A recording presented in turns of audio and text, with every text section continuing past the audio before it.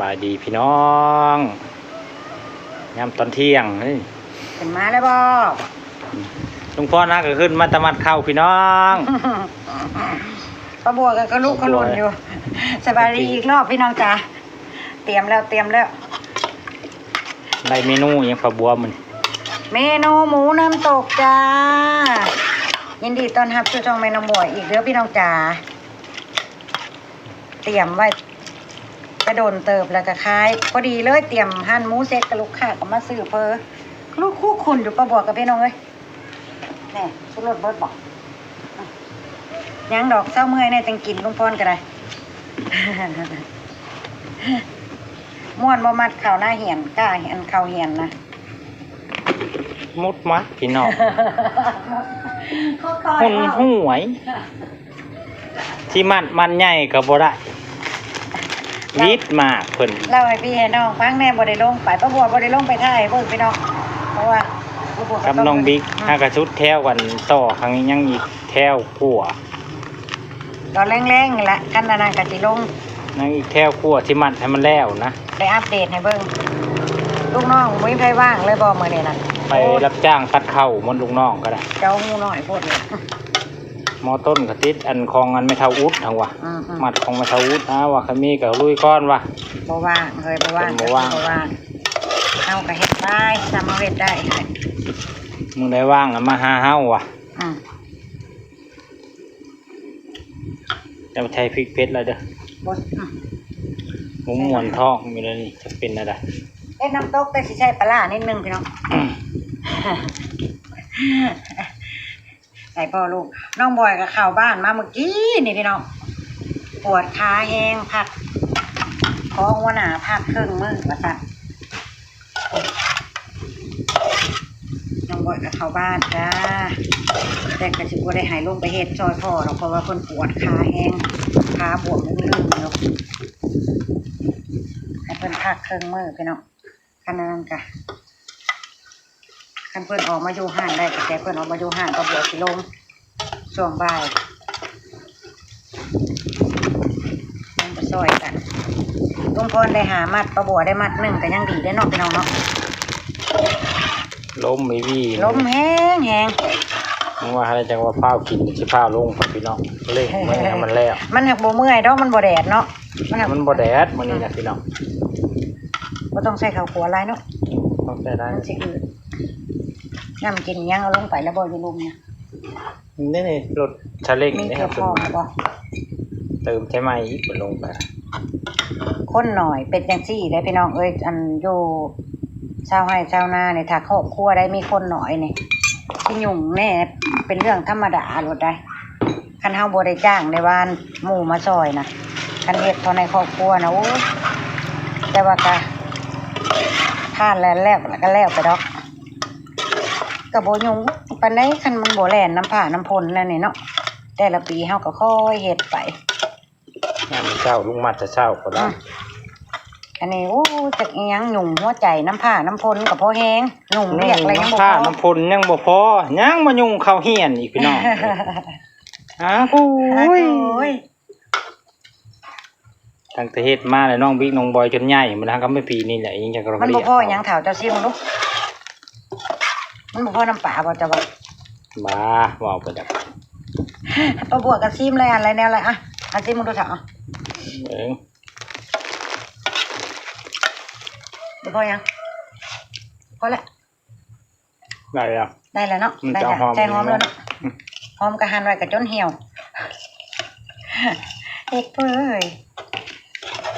ทั้งอยากให้ลูกค้ากินทั้งอยากให้กันพ่อกับลูกกินปลาบวกก็ได้อยากให้ได้กินเบิดทั้งสองทาง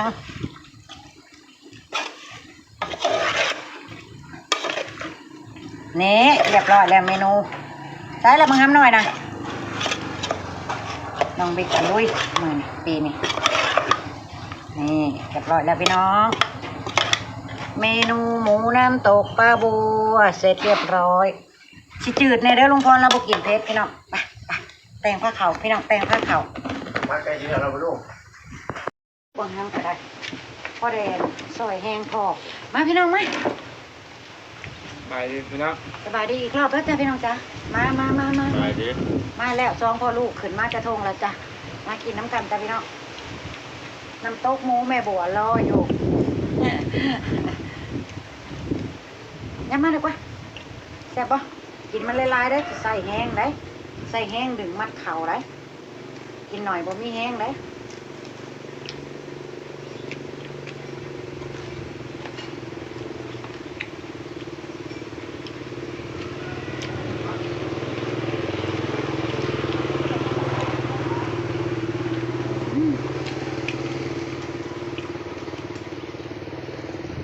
เหงาเกลือ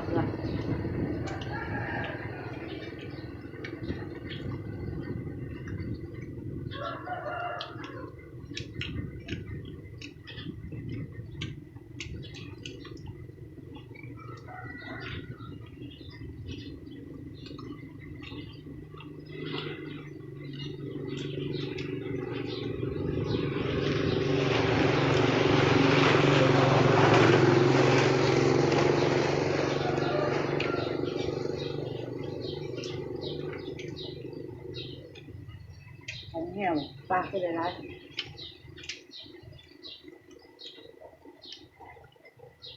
มาเร็วเอาข้าวมาใส่ทั้งไหนเห็ดสดเขาเนี่ยอะไรเอามาให้เป็ด ๆแหนมหูเนาะที่ได้เป็ดท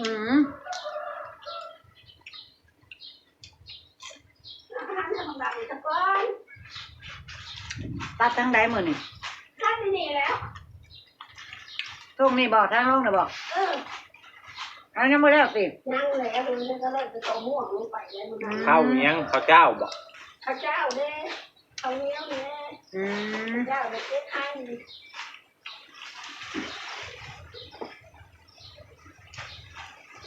ข้าวปะ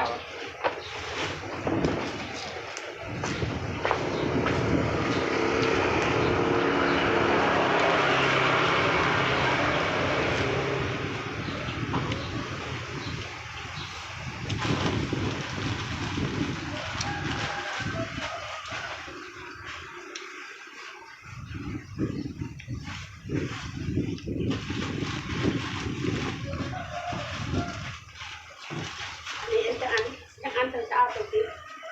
หน่วยละ5 บาทป้าใครเอาลูก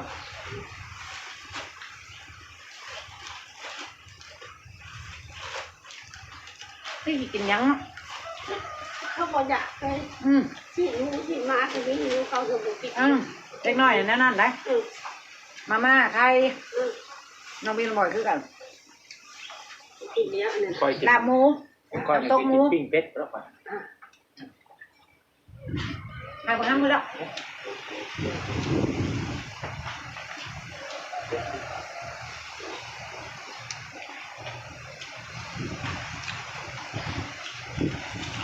แม่ก็ลงโต๊ะน้ำโดนมันก็ขาดเล็กตันก็ขาดเล็กตันก็เข่าเลยชื่อมาผ่านบริโภคเนาะไปซื้อตันโลกเขาบอกเข่าแล้วแม่ว่ะ เจ้ากันยังไปเกี่ยวข่าวอยู่กับเจ้าหนักเลย เป็นยังไงจ๊ะ เหมือนวัยรุ่น ค่ะเชื่อไปนะเท่านั้น เป็นแกงพี่น้องไล่ๆกันกับใจอบ เขา แม่ เห็น กับบวก ว่า ได้เรา กันว่าที่เราเล่าตะกี้น่ะเขาเจ๊เขาเข้าเขากินยาแม่อันนี้แล้วนะ เป็นเนาะ เช้าแต่ว่าจะไปบริเจ็บเป็นปวดเนาะ เป็นยาหน้าไหน ยาต้ม อ๋อเป็นสมุนไพรเนาะทั้งถือกับเจ้าได้พวกเจ็ดพวกเอ็ด เพราะมันเจ็บเสร็จเนาะเจ็บเขาเข้าน้ำเจ็บคอยว่า ท่านสมุนไพรกับถ้าหมดถือก็ดีได้ นี่ก็50,000เหรอ ฮะ 150,000เหรอ บริสุทธิ์ไหมคะ พอหนึ่งเลยจ้ะหมอ เขาให้ต้มช้างเถื่อช้ำน้ำ อ๋อ หนึ่งช้ำน้ แต่ข้าวชอบเดียวก็ได้ใส่หม้อ ำ กินเจ้าห่อแล้ว ว่ามันเป็นชิปหรือบ่แต่ว่าคอยว่ากินคาราเมลมาแต่ตัวแรกบุญ กินประจำกินแท่น้ำบ่แต่ช้ำแทนนะบ่แทนแล้วนะนี่แล้วไปเลยอยากไปกิน น้ำมาเรื่องว่าต้องกินกู้มือนะ นี่ล็อกเชื่อมมันประตู บ่ได้คุ้มบ่ได้ผ่านได้ยังได้นานแบบไหน ดีแล้วดีกว่าจะไปฉีดจมฉีดยาแก้ปวดกินยาแก้ปวด มันบ่ได้ได้ใครกันกินยาแก้ปวดนะจะมันเป็นอะไร ไตวายเบิด มันบ่ได้กินนะหลายเดือนหลายนั่นแล้ว อันชักอย่างไม่แห้งไปนั่นแล้วก็ยา ก่อนยังไม่กินขันก่อนมาโทรศัพท์ ถ้าออกแล้วแต่หนึ่งก็จะลืมบอกความเขาโทรมาปลุกแล้วมันจะเงื่อนบ่ตลอด โอ้มาได้ลุง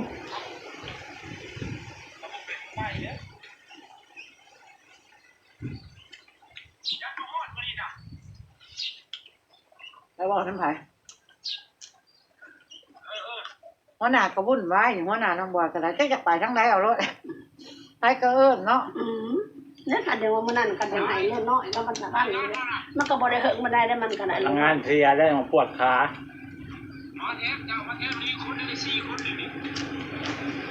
จักมันเข้ากับพระนาคุณนี่ก็ได้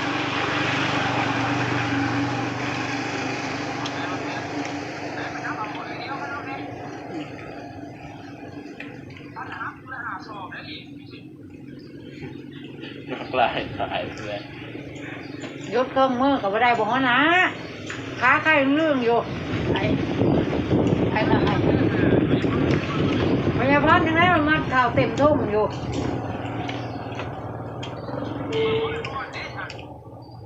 ฮะไปจะเอามันไป คือหรอเขา มันขี่รถพอเป็นมึงห้ามหน่อยนะเอาไอเดียไปกันขอให้บางน้ำบ่อยมันยุดเครื่องมือไอ้ลุงแหละ คือว่าตัดอืดอยู่บางแดกอะบางเดียว ได้เลยลงมาพอดีลงหาก็ไปได้เดียวน่ะ มันบ่มีกำ บ ลั อก ง เรียกมาเลยเด้อ ที่เขามันบ่มีคน บอกแล้วเด้อ น้องนี่นี่โทรหาอยู่ทึกอยู่นะ ไอ้นี่ คน4 คนหนึ่งว่ะ อ่ะ ร้านข้าวประกองบางใหญ่นึงว่ะ เอาก็บอกเอาบอลบอกกับพ่อนะเขาลงไปบอกใช่ไหม ไอ้แม่มันอะไรลงคือว่าบักลุนก็มาเลยนะคันนี้ลงมาข่าวน้ำบักเกลือบักเกลืออีกตัว บอกให้แน่เฮ้ยมันโทรมาได้ผม ที่ได้อีกบอกมึงมีโทรศัพท์ตัดเข่าเมาอยู่หันแล้วมันอะไร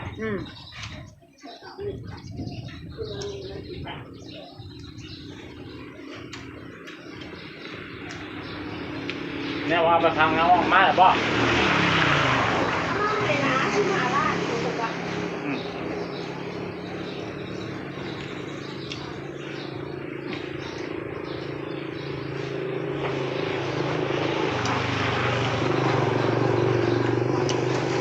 ไอ้จอบ เอาเลยแล้วป้าเอ้ย เอากันบ่อยจะบ่ได้ไปบอกมึงนะ ไปฮักกามาบางหนึ่งนะ ก็มาโปดของหนึ่งนี่ขาไข่ขาบวม ติดงานค่ะนะ ยกอันนั่นแล้วก็อยู่ในร้านข่าวหาแลย่างพิธานแหละ บางทีเจ็บ เขาห้องกับพ่อไป พ่อได้ข่าวเต็มท่งอยู่ เนาะ เขาจะเฮ็ดมันก็ไปท่านยุดจะเชื่อน้ำคำนะเพราะให้มันยุดเครื่องนู่นให้มันผักแน่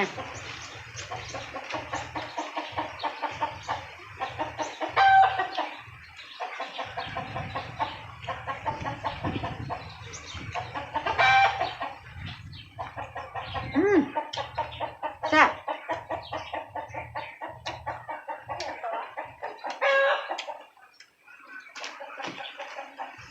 มันโต๊ะหมูประบวดแซ่บเนาะ น้องเบิ๊กยาเบิ๊ก มาแล้วลาป่าแล้วลุงเนาะ ป้าลุง มาแล้วกับพ่อพ่อจังน้อยก็ลงไปต่อกับพ่อ นี่ฮะ ลาป่าแล้วลุงจะมาข่าวไปพักผ่อนจังน้อยก็ลงไปมาต่อลงมาข่าวไปมาต่อ ตะแรงเลยเนี่ย ทำได้พระจากแล้วจ้ะพี่น้องพ่อประบัวอะไรครอบครัวในคลิปหน้าแล้วจ้ะพี่น้องจ๋าไปแล้ว สบายดี สบายดี